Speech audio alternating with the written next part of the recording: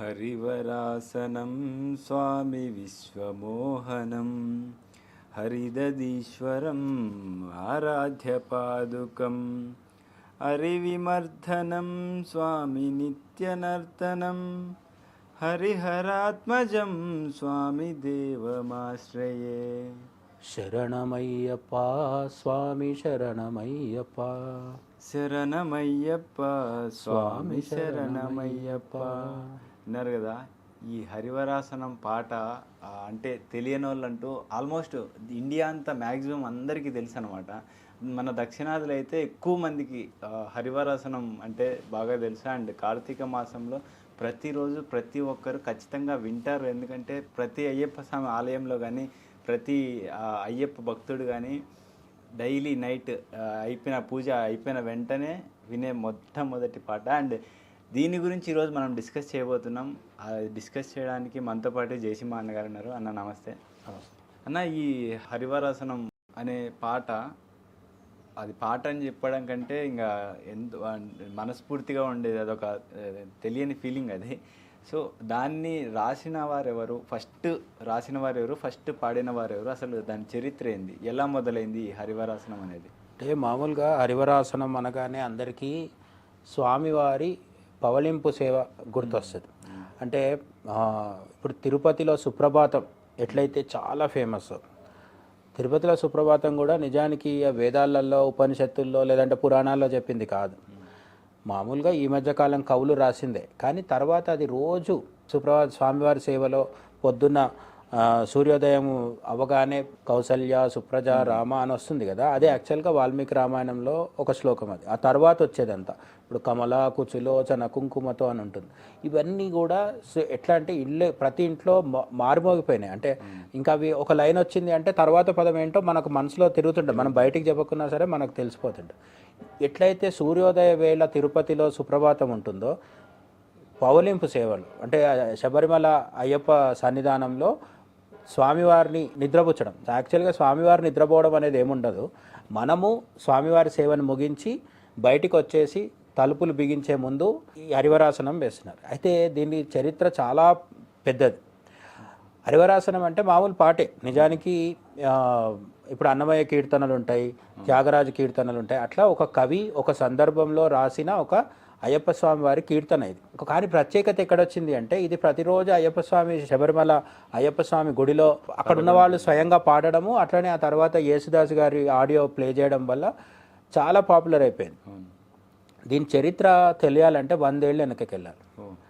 ఇప్పుడు ఇది 2024 కదా, 1923 దగ్గరికి వెళ్తే, ఆ సంవత్సరానికి వెళ్తే, అంటే సరిగ్గా ఒక శతాబ్దం వెనక్కి వెళ్తే మనకి అసలు విషయం తెలుస్తుంది. అయితే ఇక్కడ కొన్ని మలయాళంకి సంబంధించిన కొన్ని విశేషణాలు మనము ప్రస్తావించుకోవాల్సి ఉంటుంది. ఏంటంటే ఈ హరివరాసనం అనేది మొదట్లో ఒక భజనగా ఉండేది. ఇప్పుడు చాలా భజనలు ఉంటాయి కదా, అయ్యప్ప స్వామి పడిపూజ జరిగిన రోజు కొన్ని వందల పాటలు పాడుతుంటారు స్వాములు. ఏ పాట రచయిత ఎవరు అనేది చాలా మందికి తెలియదు, అది తెలిసే అవకాశం కూడా లేదు. మామూలుగా మనకు నచ్చింది పాడతారు, అది విన్న వాళ్ళు ఇంకో దగ్గర మళ్ళీ తీసుకెళ్ళి దీన్ని పాడుతుంటారు. సో కొన్నిటికి రచయిత తెలుస్తుంటారు, కొన్నిటికి రచయిత తెలియకుండా ఉంటారు. అట్లా ఈ హరివరాసనం సాంగ్ కూడా పాట చాలా సందర్భాల్లో కేరళలో అయ్యప్ప స్వామి గుళ్ళల్లో కావచ్చు, ఇతర గుళ్ళల్లో కావచ్చు, అయ్యప్ప స్వామి పూజల్లో కావచ్చు జరుగుతూ ఉండేది. మనకిప్పుడు గత 100 సంవత్సరాల్లో, ముఖ్యంగా లాస్ట్ 50 సంవత్సరాలు, అందులో కూడా లాస్ట్ 20-30 సంవత్సరాల్లో అయ్యప్ప స్వామి పూజలు బాగా ఎక్కువైనవి తెలుగు రాష్ట్రాల్లో కూడా. అంతకుముందు ఏంటంటే కొంత తక్కువ ఉండేది. నార్త్ ఇండియాలో ఇప్పటికి కూడా అయ్యప్ప స్వామి మన దగ్గర దక్షిణ భారతదేశంతో పోలిస్తే ఉత్తర భారతదేశంలో కొంత అయ్యప్ప స్వామి ప్రాచుర్యం, అంటే అయ్యప్ప మాలలు వేసుకోవడము, పడి పూజలు చేయడం తక్కువ. బట్ అక్కడ కూడా చాలామంది భక్తులు ఉన్నారు, సెలబ్రిటీలు కూడా ఉన్నారు, బాలీవుడ్ వాళ్ళు కూడా ఉన్నారు, పారిశ్రామికవేత్తలు ఉన్నారు. కానీ సౌత్ ఇండియాలో ఎక్కువ, తెలుగు రాష్ట్రాలు మరీ ఎక్కువ. మనలాగే కర్ణాటక, కేరళ, తమిళనాడులో కూడా చాలా, అంటే కొన్ని లక్షల మంది ప్రతిరోజు స్వామివారి దగ్గరికి బయలుదేరుతూ ఉంటారు. ఇదంతా ఈ నవంబర్, డిసెంబర్, జనవరి కాలంలో ఇది ఒక పెద్ద, అంటే ప్రపంచం దృష్టిని ఆకర్షించే ఒక పెద్ద కార్యక్రమం. అయితే అయ్యప్ప స్వామి దీక్ష ప్రాచుర్యం ఇంత లేనప్పుడు 100 సంవత్సరాల క్రితం కూడా శబరిమల సన్నిధానం అడవిలో ఉన్నప్పుడు కూడా ఈ అయ్యప్ప స్వామి హరివరాసనం పాట అక్కడ పాడేవారు. దాన్ని తీసుకొచ్చి కేరళలో ఎవరిళ్లలో వాళ్ళు పూజలు చేసినప్పుడు, లేదంటే అయ్యప్ప స్వామి వేరే గుళ్ళల్లో, కేరళలో వేరే ప్రాంతాల్లో, శబరిమల కాకుండా వేరే ప్రాంతాల్లో ఉన్న గుడులలో కూడా ఈ పరివరాసనం ప్లే చేసేవాళ్ళు. అయితే ఇది పాడేవాళ్ళు ప్రత్యేకంగా ఉండేవాళ్ళు అనమాట. వాళ్ళు భజన్ సింగర్స్, అంటే భజనలు ప్రత్యేకంగా పాడే గాయకులు అనమాట. అంటే ఇప్పుడు మనం ఒక రకంగా ఆర్కెస్ట్రా అనుకోవచ్చు, కానీ భక్తి గీతాలు ప్రత్యేకంగా పాడతారు వాళ్ళు, సినిమా పాటలు పాడేవాళ్ళు కాదు. వీళ్ళకి పేరేంటంటే కల్లాడై కురిచ్చి, పురక్కాటు ఆనందీశ్వరం శివ టెంపుల్, ఈ ప్రాంతాల వాళ్ళు ప్రత్యేకంగా ఈ హరివరాసనం పాడేవాళ్ళు అనమాట. ఏంటి అంటే ఈ కల్లాడ కూట్టం అని కూడా వీళ్ళకి పేరు. అంటే ఏంటి, మనం ఒక పేరు చెప్పుకున్నాం కదా, కల్లాడై కురిచి అనే ఒక ఊరుంది. ఆ ఊర్లో ఉండే భజన సమాజం వాళ్ళు ఎవరైతే ఉంటారో ఆ గాయకులకు పేరేంటంటే కల్లాడ కూట్టం. కూటం అంటాం మనం, కూటమి అంటాం కదా, అంటే ఒక బృందం. కల్లాడ కూటం అనేది మలయాళ భాషలో ఈ భజన సమాజం అనమాట. వాళ్ళు ఈ కల్లాడై కురిచి అనే ఊరి వాకు సంబంధించిన వాళ్ళు కాబట్టి ఆ పేరు వచ్చింది వాళ్ళకి. వీళ్ళు మొదట్లో అక్కడక్కడ పాడేవాళ్ళు. వీళ్ళు పాడుతూ ఉన్నప్పుడు కేరళలో దీనికి ప్రాచుర్యం పెరిగింది. అక్కడ నుంచి తమిళనాడుకు, కర్ణాటకకి అట్లా వచ్చిందనమాట. చివరిగా మన తెలుగు రాష్ట్రాలకు కూడా ఇది బాగా వ్యాపించింది. ఇప్పుడు ఏమంటారు, పడి పూజ, సాయంత్రం పూట పడి పూజ చేస్తే మాత్రం తప్పకుండా సన్నిధానంలో, ఎవరి సన్నిధానంలో వాళ్ళు కూడా ఈ పాట ప్లే చేసి ఆ రోజుకి పూజ ముగిస్తుంటారు. కాబట్టి ఇది బాగా ఇదైంది. అయితే ఇది రాసింది ఎవరు అనేది విషయంలో మనకు చాలా రకాల చర్చలు జరుగుతున్నాయి అన్నమాట. క్లారిటీ లేదు. బట్ ఎక్కువ మంది ఒప్పుకునేది ఏంటంటే ఒక రచయిత ఉన్నారు, ఆయన తమిళియన్, ఆయన పేరేంటంటే కంబన్ కూడి కులత్తు అయ్యర్. వీళ్ళు ఏమంటారు, కంబన్ కూడి అనేది చాలా తమిళనాడు ప్రాంతంలో చాలా ఫేమస్ అన్నమాట. కళలు వీటికి సంబంధించిన ఒక గొప్ప వంశం. ఆ వంశంలో చాలామంది రచయితలు, కళాకారులు ఉన్నారు. వాళ్ళల్లో ఒక ఆయన పేరేంటంటే కంబన్ కూడి కులత్తు అయ్యర్. ఈయన రాశారు అని చెప్తారు. అయితే దీనికి గట్టి ఆధారాలు ఏం లేవు. చాలామంది ఈయనని ఆ రైటర్గా పేర్కొంటున్నారు, కానీ కొందరు కాదని కూడా అంటున్నారు. ఈ కొందరు కాదనే వాళ్ళు చెప్పేది ఏంటంటే కొన్నక్కాత్తు జానకి అమ్మ అని ఇంకొక మలయాళీ ఉన్నారనమాట. ఆమె ఎవరు అంటే శబరిమల సన్నిధానంలో ఆ కాలంలో దాదాపు 100 సంవత్సరాల కిందట అనంతకృష్ణ అయ్యర్ అని ప్రధాన అర్చకులు అనమాట. శబరిమలలో ఉండే ప్రధాన అర్చకులను ఏమంటారంటే మేల్శాంతి అంటారు. తంత్రి, అంటే అది ఇక్కడ తంత్రం ఫాలో అవుతారు కాబట్టి తంత్రి అంటారు. బట్ అక్కడ ఉండే శబరిమల ప్రధాన అర్చకుడు అనే పదవిని వాళ్ళు ఏమంటారంటే మేల్శాంతి అంటారు. ఈ శబరిమలలో మేల్శాంతిగా ఉన్న అనంతకృష్ణ అయ్యర్ వాళ్ళ వారసురాలు, ఈమె కూతురు అనమాట. ఎవరు, కొన్నక్కాత్తు జానకి అమ్మ. ఈమె రాసి తన తండ్రికి అంకితం ఇచ్చేసింది అని చెప్తారనమాట. ఈ అంకితం ఇచ్చినప్పుడు ఏమవుతుందంటే అసలు రచయిత పేరు ఎక్కడ కనిపించదు మనకు. వాళ్ళు వేరే వాళ్ళకి అంకితం ఇచ్చేస్తారు కాబట్టి కాలక్రమంలో ఏమవుతుందంటే అది వాళ్ళు రాశారనే విషయం మర్చిపోయే అవకాశం ఉంది. కానీ ఈమె రాశారని కూడా కొంతమంది వాదిస్తున్నారు. ఎవరు అంటే ప్రధానంగా ఇప్పుడు ఆ శబరిమల ఆలయం ఎవరి కంట్రోల్లో ఉంది, ట్రావెన్కోర్ దేవస్వం బోర్డు అని ఉంది. ఈ ట్రావెన్కోర్ దేవస్వం బోర్డు సభ్యులలో ఒకరు ఉన్నారు. ఆ వ్యక్తి ఈ జానకి అమ్మ ఎవరైతే ఉన్నారో ఆమె వంశం వాడనమాట. అంటే ఆమె తర్వాత తరంలో వచ్చాడు. ఆయన చెప్తున్నది ఏంటంటే మా దగ్గర జానకి అమ్మ ఈ హరివరాసనం పాట రాసిన హ్యాండ్ రిటర్న్ పేపర్స్ ఉన్నాయి, చేతి రాతతో రాసిన పేపర్స్ మా దగ్గర జాగ్రత్తగా ఉంచామని చెప్తున్నారు. కాబట్టి జానకి అమ్మగారైనా రాసి ఉండాలి, లేదంటే కులత్తు అయ్యర్ గారైనా రాసి ఉండాలి. ఎవరు రాశారనేది పెద్ద ఇంపార్టెంట్ కాదు, ఇక్కడ తెలిస్తే బాగుండేది మనకు. కానీ ఇద్దరు పేర్లు వినిపిస్తున్నాయి, ఇంకా కొంత చర్చ కూడా ఉంది. అదంతా పక్కన పెడితే హరివరాసనం అనేది అయితే గత 100 సంవత్సరాల్లో అయ్యప్ప స్వామి భక్తుల్లో, అయ్యప్పని విశ్వసించే ప్రపంచవ్యాప్తంగా ఉన్న హిందువులు కావచ్చు, యేసుదాస్ లాంటి అంటే జన్మతః క్రిస్టియన్స్ అయినప్పటికీ అయ్యప్ప స్వామిని భక్తితో పూజించే క్రిస్టియన్లు, ముస్లింలు చాలామంది ఉన్నారు. కేరళ ప్రాంతంలో కూడా ఉంటారు. ఇటువంటి వాళ్ళందరూ కూడా హరివరాసనం అనేది వాళ్ళ జీవితంలో ఒక భాగం. చాలా భావోద్వేగంతో కూడుకున్న ఇది అనమాట. యేసుదాస్ గారి పేరు వచ్చింది కాబట్టి మాట్లాడుతున్నా. ఇప్పుడు నేనైతే అంటే మీరు వినిండొచ్చు అంతకుముందు, నేనైతే నాకు ఊహ తెలిసిన నుంచి నేను వినింది ఆ యేసుదాస్ గారి పాటే, ఆయన స్వరంతో ఉండే పాటే. మీరేమో 100 years బ్యాక్ నుంచి ఇది ఉంది అంటున్నారు. అయితే యేసుదాస్ గారు ఏ సిచ్యువేషన్లో పాడారు ఈ పాట? అంటే ఒక సినిమాకు పాడారా, లేకుంటే అంటే యాక్చువల్గా యేసుదాసు ఒక సినిమా కోసమే పాడారు. బట్ చాలా మందికి ఇంకొక అపోహ కూడా ఉంది కొంతవరకు. అంటే అసలు యేసుదాస్ గారే పాట రాశారు అనుకునే వాళ్ళు కూడా కొందరు ఉన్నారు. యేసుదాస్ గారు ఈ పాట రాయలేదు, కానీ ఆయన పాడడం జరిగింది. పాడడం కూడా శబరిమల సన్నిధానం కోసం ఆయన పాడలేదు, ఆయన ఒక సినిమా కోసం పాడారు. యాక్చువల్గా దీని చరిత్ర ఏంటంటే 100 సంవత్సరాల కింద ఇప్పటికీ శబరిమల వెళ్తే అక్కడ ఎంత అడవి ఉంటుందో మనకు తెలుసు. ఈ మండల పూజలు అయిపోయిన తర్వాత జనవరి 20వ తేదీ తర్వాత గుడి మూసేసిన తర్వాత మళ్ళీ చాలా రోజుల వరకు దట్టమైన అడవిలో అయ్యప్ప స్వామి గుడి అట్లా ఉంటుంది. తర్వాత మళ్ళీ నెలకు ఒకసారి 5 రోజుల్లో 4 రోజుల్లో తీస్తూ ఉంటారు ఆ ప్రత్యేకమైన తిథుల్లో. అప్పటి 100 సంవత్సరాల కిందట పరిస్థితి చాలా ఇంకా వేరే డిఫరెంట్గా ఉండేదన్నమాట. అంటే ఇంకా దట్టమైన అడవి ఉండేది. ఆ దట్టమైన అడవిలో అయ్యప్ప స్వామి పూజ కోసమని కొన్ని రోజులు మాత్రమే సంవత్సరం మొత్తంలో కొన్ని పర్టికులర్ డేస్లో ఈ బయట వేరే ఊర్లో ఉన్న అయ్యప్ప స్వామి ప్రధాన అర్చకుడు ఎవరైతే ఉంటారో ఆయన అడవి బాటలో వెళ్ళి పూజ చేసుకొని వచ్చేవాడు. అక్కడ ఆ పర్టికులర్ రోజులు అయిపోయిన తర్వాత ఎవ్వరు ఉండేవాళ్ళు కాదు, గుడికి తాళం వేసి వచ్చేసేవాళ్ళు. అది మనం ఇంకో వీడియోలో మాట్లాడుకున్నాం కూడా. ఏంటంటే అప్పట్లో ఇటువంటి భవ్యమైన ఆలయం ఉండేది కాదు. ఒక మామూలు అంటే చుట్టూ గోడలుండి ఆ గోడల మీద ఎండుగడ్డితో రూఫ్ ఉండేదన్నమాట. దానివల్లే అగ్ని ప్రమాదం కూడా జరిగింది ఒకసారి. అంటే ఒక చాలా సాధారణమైన పరిస్థితిలో సాధారణమైన ఒక చిన్న ఆలయంగా మాత్రమే ఉండేది. భక్తులు కూడా చాలా తక్కువ మంది వచ్చేవాళ్ళు. అంటే 100 సంవత్సరాల కింద ట్రావెన్కోర్ దేవస్వం బోర్డు ఏదైతుందో, అంటే ట్రావెన్కోర్ సంస్థానాన్ని పరిపాలించిన రాజు ఎవరైతే ఉన్నారో వాళ్ళే ఈ దేవస్థానాన్ని కూడా తమ ఆధీనంలో పెట్టుకొని అంటే పూజలు అన్నీ చేపించేవాళ్ళు అనమాట. అప్పుడు 100 సంవత్సరాల కింద వాళ్ళు చెప్పిన లెక్కల ప్రకారం వాళ్ళ బుక్కుల్లో రాసిన చిట్టాపద్దుల్లో చూస్తే మనకి 7 రూపాయలు వచ్చినాయని రాశారు 100 సంవత్సరాల కిందట. అప్పట్లో అది పెద్ద అమౌంటే, కానీ అప్పటికి పోల్చి చూసుకున్నప్పుడు అప్పుడు వచ్చిన భక్తులు చాలా తక్కువ అనేది మనకు అర్థమవుతుంది అన్నమాట.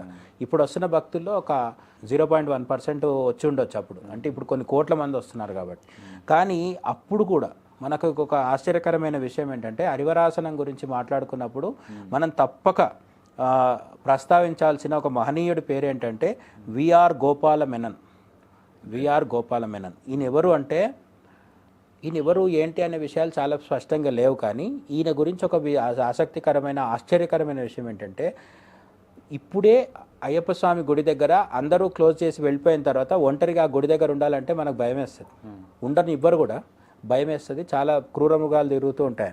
ఈయన ఆ కాలంలో 1920s, 30s, 40s ఆ కాలంలో ఈ విఆర్ గోపాలమేనన్ అనే ఆయన సంవత్సరం పొడుగుతూ అక్కడే ఉండేవాడు అని చెప్తారు. గుడి దగ్గరే ఉండేవాడు. ఆ ప్రధాన అర్చకుడు వచ్చి పూజ చేసి వెళ్ళిపోయిన తర్వాత కూడా గోపాలమేనన్ అక్కడే ఉండేవాడు అనమాట.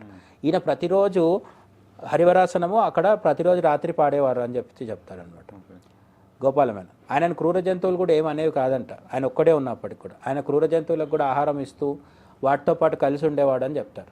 తర్వాత కొన్ని సంవత్సరాలకి ట్రావెన్కోర్ దేవస్వం బోర్డు అనేది ఏర్పడి అయ్యప్ప స్వామి ఆలయాన్ని తమ స్వాధీనంలోకి తీసుకొని అక్కడ నెలవారీ పూజలు, మాసవారి అంటే మండల పూజలు, సంక్రాంతి, మకర విలక్కు పూజలు ఇవన్నీ మొదలైన తర్వాత ఈ విఆర్ గోపాలమేనన్ అక్కడ ఉండొద్దు, కొంచెం దూరంగా వెళ్ళిపోమని చెప్పారంట. దురదృష్టవశాత్తు పాపం ఆయన కొంచెం దూరం వెళ్ళిపోయిన తర్వాత కొన్ని సంవత్సరాలకి ఆయన ఒంటరిగా ఒకరే ఉండి అంటే ఏకాంతంలో ఆయన చనిపోవడం జరిగింది. అయ్యప్ప స్వామిలో లీనం అవడం జరిగింది. మొత్తానికి ఆయన దేహం వదిలేశారు.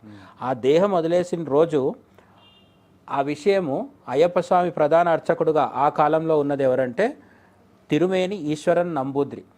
ఈ తిరుమేని ఈశ్వరన్ నంబూద్రి అనే ఆయన ఎప్పుడు వచ్చి అడవిలోకి వచ్చి పూజ చేసినా ఈ విఆర్ గోపాలమేనన్ అనే ఆయన ఎప్పుడు అక్కడ ఉండేవారు కాబట్టి వాళ్ళిద్దరికి పరిచయము, స్నేహం ఏర్పడింది.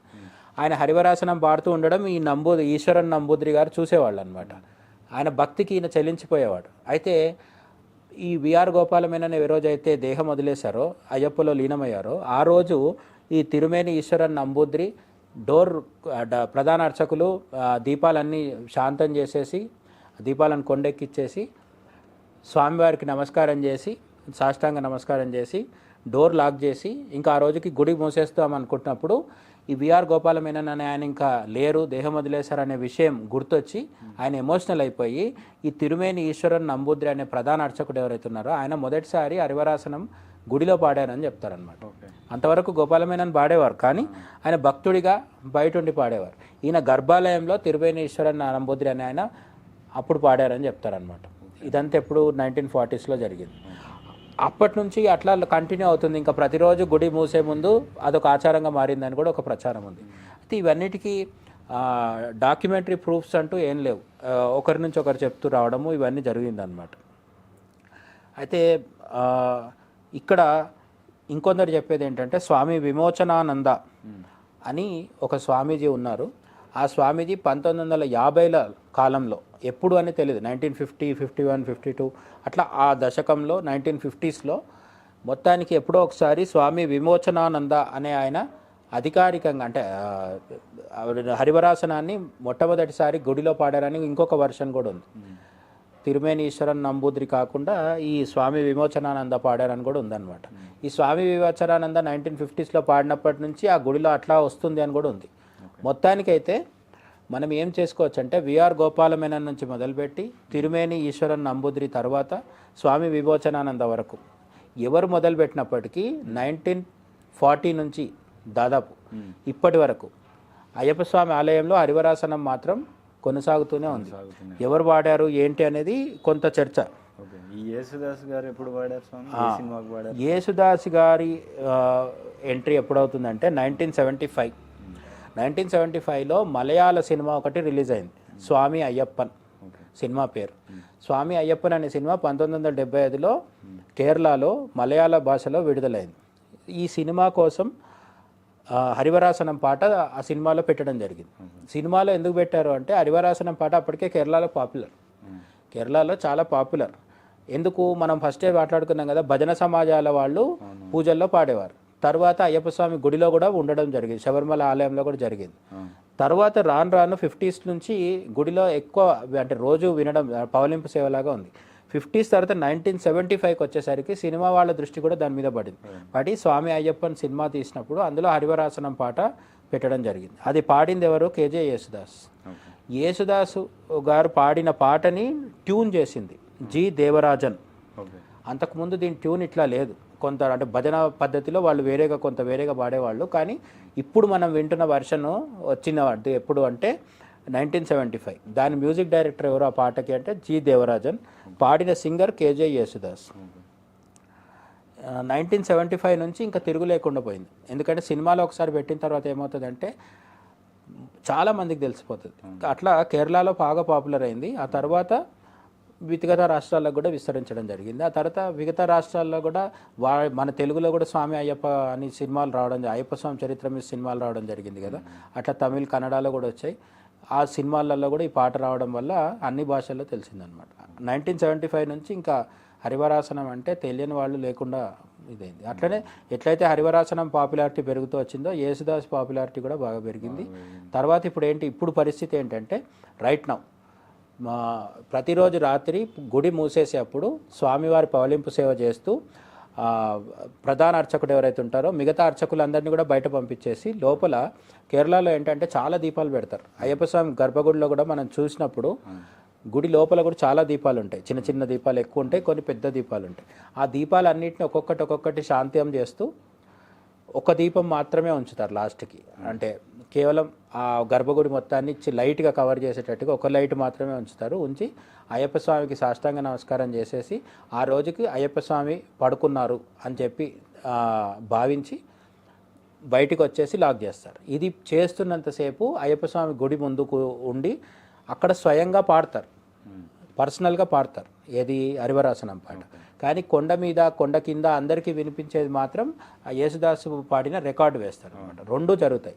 యేసుదాసు గాత్రంలో ఉన్న డిజిటల్ వర్షన్ ఏదైతే ఉందో దాన్ని ప్లే చేస్తారు, దేవుడి సమక్షంలో స్వయంగా పాడతారు. స్వామి, ఈ హరివరాసనం పాట అంటే ఈ పేరు మీద ఒక అవార్డు కేరళ గవర్నమెంట్ ప్రకటించిందని విన్నా, అదే ఎంతవరకు నిజం? అవార్డు ఉందా? ఉంది. 2012 నుంచి ఈ అవార్డు ఇవ్వడం జరుగుతుంది.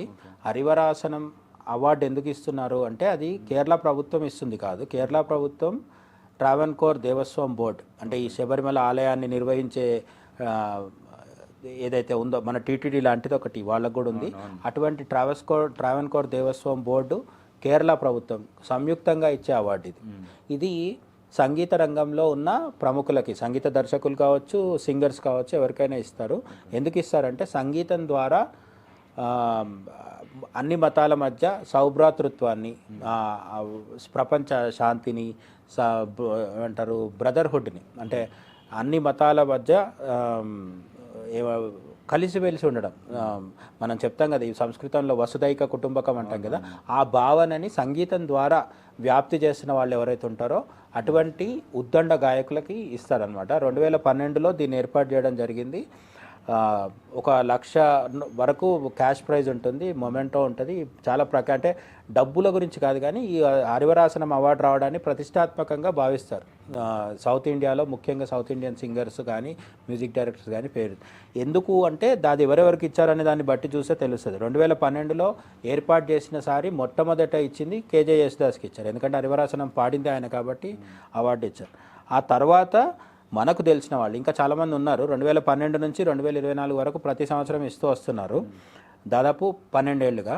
ఈ 12 ఏళ్ళ కాలంలో మనకు తెలిసిన వాళ్ళు ఎవరంటే ఎస్పి బాలసుబ్రహ్మణ్యం, మన గాన గంధర్వుడు బాలసుబ్రహ్మణ్యంకి ఇవ్వడం జరిగింది, కేఎస్ చిత్ర, పి సుశీల, ఇళయరాజా, ఇటువంటి వాళ్ళందరికీ కూడా ఒక్కొక్క సంవత్సరం ఒక్కొక్కరికి ఇస్తూ వస్తున్నారు. సో హరివరాసనం అనే అవార్డు మకర సంక్రాంతికి ముందు, వాళ్ళు కేరళలో మకర విలక్కు అంటారు కదా, ఆ మకర విలక్కు ఉత్సవాలకి ముందుగా ప్రకటిస్తారు. అంటే ఇప్పుడు ఈ డిసెంబర్లో కావచ్చు, జనవరి 1 తర్వాత కావచ్చు, సంక్రాంతికి ముందు కేరళ ప్రభుత్వము, ట్రావెన్కోర్ దేవస్వం బోర్డు సంయుక్తంగా ఈ ఎవరు గెలుచుకున్నారు అనేది ప్రకటిస్తారనమాట. ఇది హరివరాసనంకి సంబంధించిన అవార్డు స్టోరీ. ఇంకేంటంటే 1923లో ఇది ఫస్ట్ టైం రాయడం జరిగింది అని కొంత ఉంది. అంటే అదే చెప్పుకున్నాం కదా మనం, ఎవరు రాశారనే క్లారిటీ లేదు కాబట్టి ఎప్పుడు రాశారనే క్లారిటీ కూడా లేదు. కానీ చాలామంది నమ్మేది ఏంటంటే 1923లో ఈ హరివరాసనం రాయడం జరిగిందని చెప్తారు. కాబట్టి దాని లెక్కన 2023కి 100 సంవత్సరాలు పూర్తయింది. 2023 నుంచి 2024 వరకు, మొన్న 2024 జనవరి వరకు 1 సంవత్సరం పాటు హరివరాసనానికి సంబంధించి సెంటినరీ సెలబ్రేషన్స్, అంటే శతాబ్ది ఉత్సవాలు జరపడం జరిగిందనమాట. ఆ టైంలో చాలా చోట్లలో హరివరాసనం పాడడము, అట్లనే ఇతర సంగీత కార్యక్రమాలు ఇవన్నీ నిర్వహించడము, ఇవన్నీ చేశారనమాట. ఒక పాటకి 100 సంవత్సరాలు పూర్తయితే దానిపై మీద ఉత్సవాలు చేయడం అనేది చరిత్రలో చాలా అరుదుగా జరిగేదన్నమాట. కాబట్టి హరివరాసనం అనే పవలింపు సమయంలో పాడే పాటకి ఎంత పాపులారిటీ ఉంది అనేది ఈ 100 సంవత్సరాల ప్రయాణం, 100 సంవత్సరాల ప్రస్థానం. రెండోది అవార్డు, దాని పేరు మీద, హరివరాసనం పేరు మీద ఒక అవార్డు పెట్టడం అనేది. అట్లనే హరివరాసనం పాడడం వల్ల యేసుదాసు మలయాళంలో, తమిళ, కన్నడ, తెలుగు ఇటువంటి అనేక భాషల్లో, హిందీలో కూడా ఆయన పాటలు పాడడం జరిగింది. ఆయన పాడిన వందలాది సినిమా పాటలు ఒక ఎత్తు, ఈ ఒక్క హరివరాసనం ఒకటి ఒక ఎత్తు. ఆయన జీవితంలో ఆయన గురించి ఎవరు చెప్పినా సరే హరివరాసనం గురించి ప్రస్తావించకుండా ఆయన గురించి చెప్పలేని పరిస్థితి అనమాట. అంత పాపులారిటీ వచ్చి ఆయనకు అయ్యప్ప స్వామి భక్తులు ఆయన పేరు అట్లా శాశ్వతంగా నిలిచిపోవడానికి కారణమైంది హరివరాసనం అంటే దాని గొప్పతనం మనం అర్థం చేసుకోవచ్చు. విన్నారు కదా, హరివరాసనం అంటే దాని గొప్పదనం ఇంత ఉంది. అంటే దాని చరిత్ర 100 years చరిత్ర లాస్ట్ 2023కి. అండ్ ఇంకా మీరు హరివరాసనం గురించి ఆ లిరిక్స్ సంబంధించిన అర్థం ఏదైతే కావాలని మీరు ఎంతమంది కామెంట్ చేస్తారో, కామెంట్ని బట్టి నెక్స్ట్ వీడియో చేస్తాం. మొత్తం హరివరాసనం ఏదైతే ఉందో టోటల్ లిరిక్కి అన్న మీనింగ్ చెప్పడానికి రెడీగా ఉన్నాడు. మీరు ఇంట్రెస్ట్గా ఉన్నారా లేదా కామెంట్ చేయండి, చెప్పండి అని కామెంట్ చేస్తే రేపు దాని గురించి డిస్కస్ చేస్తాం. అండ్ ఇలాంటి వీడియోస్ మరిన్ని వస్తూ ఉంటాయి. ఫస్ట్ ఛానల్ని సబ్స్క్రైబ్ చేసుకోండి అండ్ కామెంట్ చేయండి, షేర్ చేయండి, లైక్ చేయండి. డైలీ ఇదే అడుగుతున్నా, సబ్స్క్రైబ్ చేస్తలేరు. మీరు కూడా ఒకసారి చెప్తే మన వాళ్ళకి ఏమంటారు, స్వామి ఏ శరణమయ్యప్ప, తప్పకుండా సబ్స్క్రైబ్ చేయండి.